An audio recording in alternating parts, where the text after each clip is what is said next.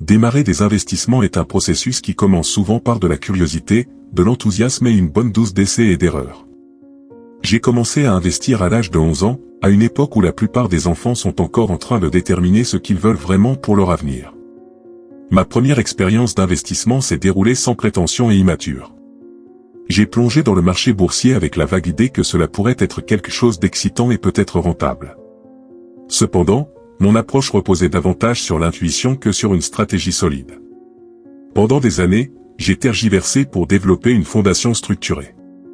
Mon objectif était bien plus d'essayer de prédire le timing du marché, d'analyser des graphiques et de faire des choix impulsifs basés sur les fluctuations quotidiennes des prix. Cette première phase a été ludique et, d'une certaine manière, formatrice, car elle m'a donné une introduction pratique au monde de l'investissement. Cependant, malgré l'enthousiasme, les résultats financiers furent pratiquement inexistants. J'ai continué dans cette voie jusqu'à l'âge de 19 ans, toujours à la recherche de la formule magique qui me rapporterait rapidement de gros profits. Durant cette période, j'ai dévoré des livres d'investissement, passant des heures dans la bibliothèque publique, absorbant autant de connaissances que possible. J'ai lu différents concepts tels que la diversification, le risque et les stratégies à long terme, mais malgré toutes ces lectures, quelque chose ne convenait toujours pas. Il me manquait une structure claire, un plan cohérent qui me permettrait d'appliquer tout ce que j'avais appris de manière organisée et efficace. Cette période d'expérimentation a été essentielle à mon épanouissement, mais elle m'a aussi montré que le succès dans le monde des investissements ne vient pas de tentatives désorganisées ou de recherche de raccourcis. J'ai réalisé que pour construire une base solide et réaliser de réels bénéfices, il fallait plus que de l'enthousiasme. Il faut faire preuve de discipline, de patience et d'une stratégie bien conçue, fondée sur les fondamentaux économiques et pas seulement sur les tendances momentanées. Le livre The Intelligent Investor, de Benjamin Graham, est largement reconnu comme l'un des textes les plus importants sur l'investissement à long terme. Publié pour la première fois en 1949, sa pertinence perdure aujourd'hui. Lorsque je l'ai lu pour la première fois, j'ai été profondément marqué, notamment par 2 chapitres qui ont façonné ma vision sur la manière d'aborder le marché financier de manière rationnelle et disciplinée.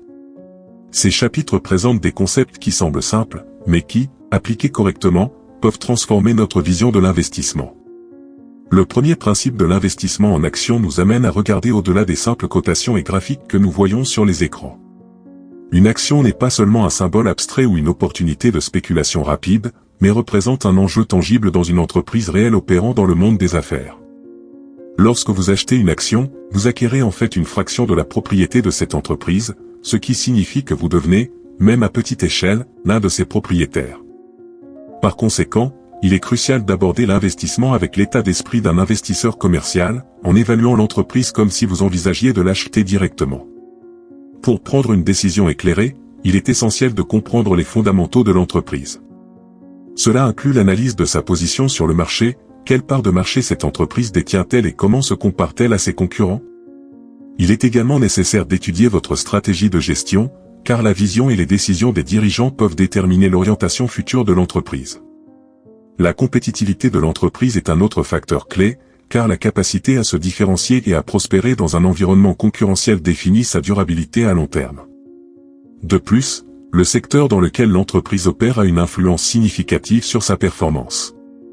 Les secteurs plus innovants ou en expansion peuvent offrir de plus grandes opportunités de croissance, tandis que les secteurs plus saturés ou stagnants peuvent présenter des risques plus importants. L'analyse des résultats financiers de l'entreprise est également essentielle.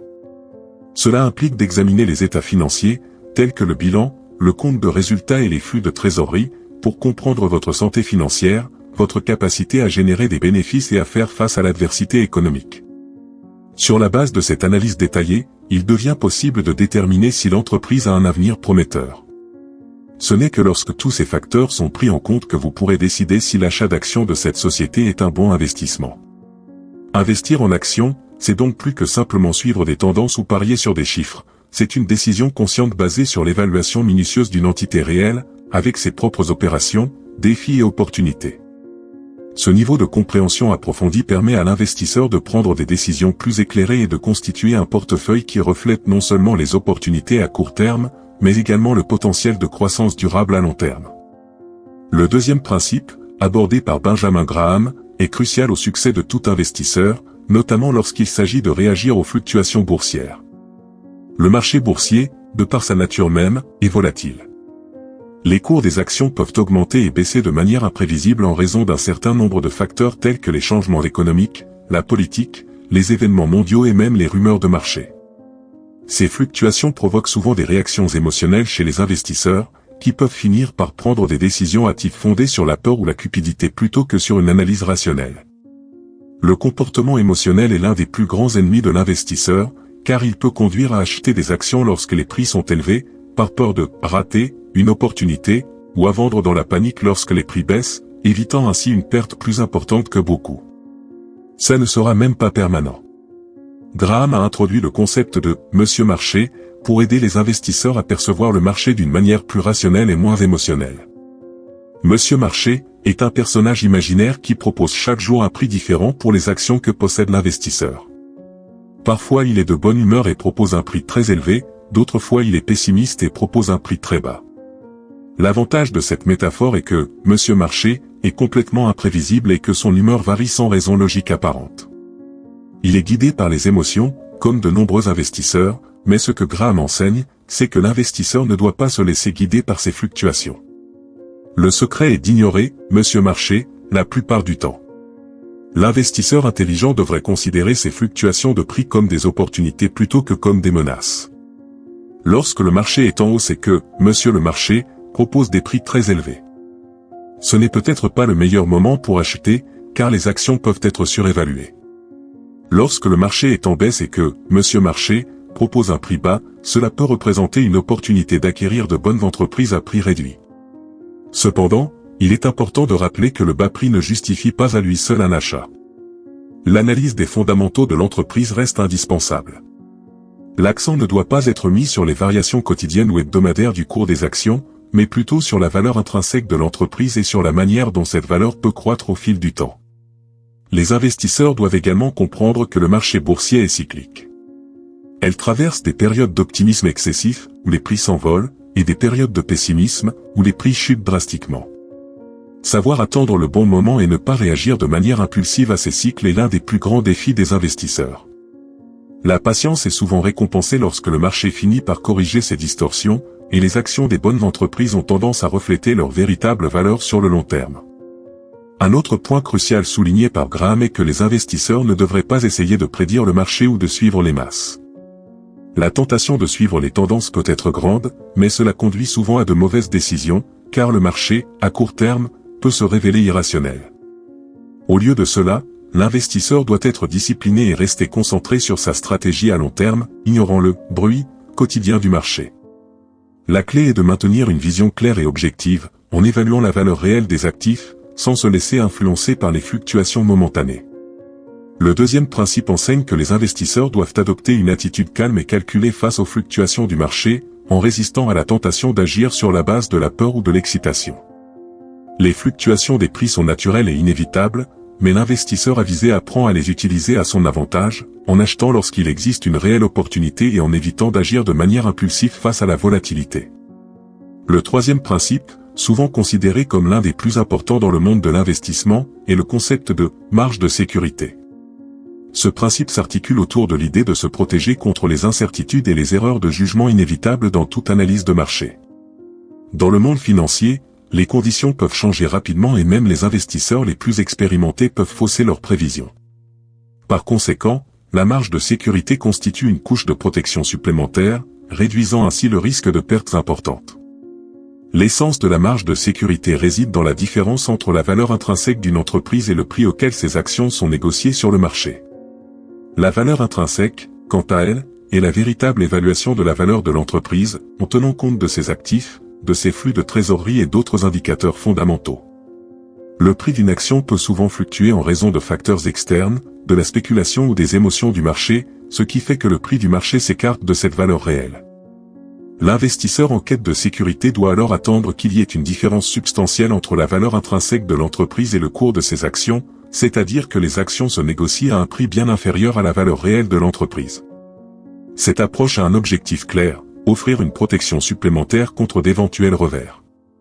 Si, par exemple, le marché traverse une période de volatilité ou si l'entreprise est confrontée à des défis imprévus, comme un ralentissement économique ou des changements dans sa direction, la marge de sécurité peut servir de tampon. En achetant des actions avec une marge de sécurité importante, l'investisseur se met dans une position où, même si la valeur de l'action baisse temporairement ou si des problèmes inattendus surviennent, il se trouve toujours dans une zone de risque plus faible. De cette manière, la marge de sécurité devient un outil essentiel pour protéger le capital des investisseurs, contribuant ainsi à minimiser les pertes dans des situations défavorables. L'accent est mis sur le fait de ne pas prendre de gros risques, préférant la patience et la discipline nécessaires pour attendre le bon moment pour investir.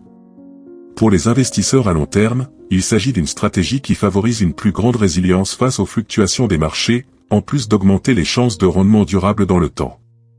En évaluant les entreprises dotées d'avantages concurrentiels, l'accent est mis sur l'identification des entreprises qui présentent des caractéristiques uniques et durables, qui les différencient de leurs concurrents et leur confèrent une position de premier plan sur le marché. Ces avantages peuvent provenir de plusieurs facteurs, tels que des innovations technologiques, des brevets exclusifs, des marques fortement consolidées ou encore une efficacité opérationnelle que les concurrents ne peuvent égaler. Lorsque nous parlons d'avantages concurrentiels durables, nous faisons référence à une protection qui permet à l'entreprise de maintenir sa position de leader et d'obtenir des rendements constants dans le temps, même dans des scénarios défavorables. L'une des formes les plus visibles de cet avantage est le pouvoir d'une marque forte, comme Coca-Cola. La marque Coca-Cola va au-delà du produit lui-même, elle s'enracine dans l'esprit des consommateurs de manière presque émotionnelle, associée à des moments de fête, de joie et de tradition.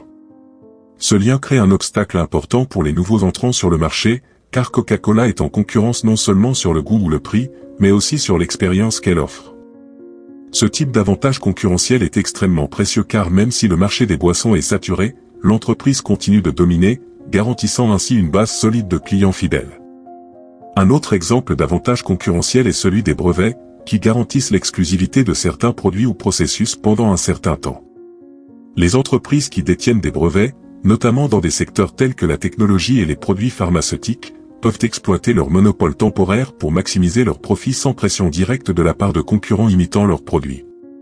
Cela leur offre une marge bénéficiaire plus large et une plus grande prévisibilité du retour sur investissement. Cependant, il ne suffit pas qu'une entreprise dispose d'un solide avantage concurrentiel. Il est tout aussi important qu'elle soit gérée par des personnes honnêtes et compétentes. L'intégrité de la direction est un facteur crucial, car même les entreprises les plus prometteuses peuvent être compromises par des décisions inappropriées ou des pratiques contraires à l'éthique. La compétence de l'équipe de direction est également fondamentale, car ce sont ces personnes qui doivent diriger l'entreprise de manière efficace, en tirant le meilleur parti de ses avantages compétitifs et en prenant des décisions stratégiques qui favorisent une croissance durable.